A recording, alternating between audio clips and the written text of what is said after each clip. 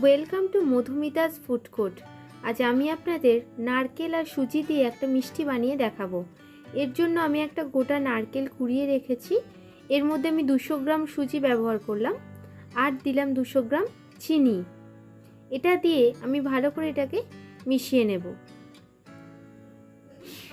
এটা আপনারা ভালো করে মেশাবেন, যতক্ষণ না হাতে দলা পাকানো যাচ্ছে ততক্ষণ পর্যন্ত এটাকে মেশাতে থাকবেন।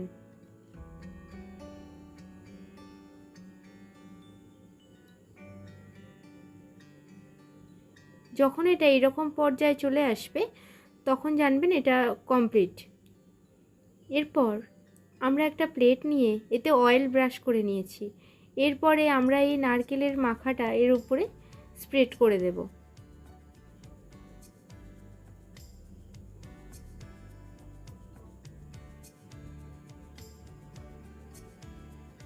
এটা ভালো করে হাত দিয়ে ঠিক এইরকমভাবে চারিদিকটা চেপে চেপে স্প্রেড করে দেবেন।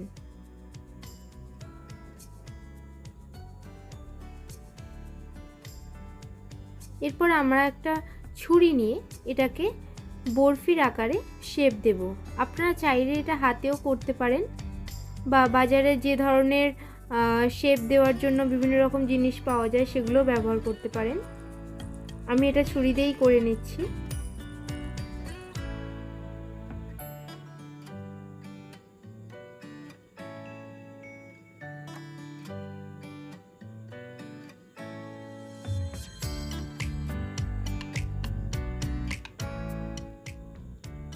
এটা আস্তে আস্তে করবেন, কারণ এটা বেশি তাড়াতাড়ি করলে এটা ভেঙে যেতে পারে।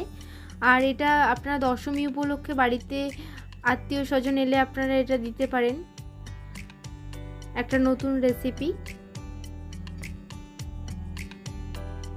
এটা সেরকম কিছু লাগে না, শুধু নারকেল সুজি আর চিনি হলেই হয়ে যায়। আর আপনারা চাইলে এতে একটু এলাচ দিতে পারেন, 3 থেকে 4টি এলাচ একটু গুঁড়ো করে নিয়ে এটা মিশিয়ে দিতে পারেন, তাহলে ফ্লেভারটা খুব সুন্দর আসে এতে। আর আমরা এটাকে নিয়ে দেখুন এরকমভাবে হাতে একটু শেপ দিয়ে নিলাম। এটা এখন রেডি আমাদের। আমরা এরকমভাবে এগুলো সবগুলোকে বানিয়ে নেব। আমি দেখিয়ে দিচ্ছি আর দুটো, যেগুলো আমার একটু ভেঙে গিয়েছিল, তো আমি সেগুলোকে একটু হাতে শেপ দিয়ে নিলাম।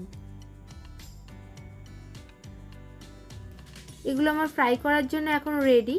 আমি কড়াইতে তেল গরম করতে দিয়েছিলাম, এরপর এগুলোকে আস্তে আস্তে দিয়ে দেব। এরপর এগুলিকে খুব সাবধানে ফ্রাই করে নিতে হবে। এগুলো বেশি আছে এগুলো ফ্রাই করবেন না প্রথম দিকে। প্রথমে লো ফ্লেমে এটাকে ফ্রাই করতে হবে, তারপরে এটা মিডিয়াম ফ্লেমে ফ্রাই করতে হবে। নিচের দিকটা একটু লালচে রং ধরলে এটাকে উল্টে দেবেন, দিয়েও আমরা এটাকে ফ্রাই করে নেব। এই সময় আঁচটা কিন্তু কম রাখবেন, না হলে কিন্তু পুড়ে যাবে। দেখুন ঠিক এরকম হলে এগুলোকে আপনারা উল্টে নেবেন।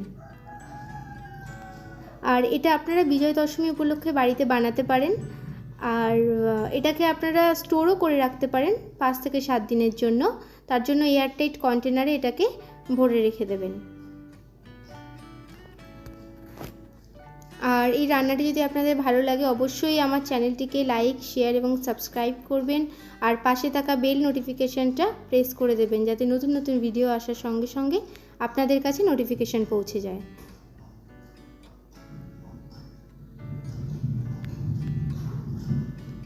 এই সময় আমার এগুলো পুরোপুরি ফ্রাই হয়ে গেছে, কালারটা খুব সুন্দর এসেছে দেখুন। এটা অবশ্যই বাড়িতে বানাবেন। আর বাই বন্ধুরা, দেখা হচ্ছে আপনাদের সঙ্গে আবার নেক্সট ভিডিওতে। আসছি নতুন কিছু রেসিপি নিয়ে।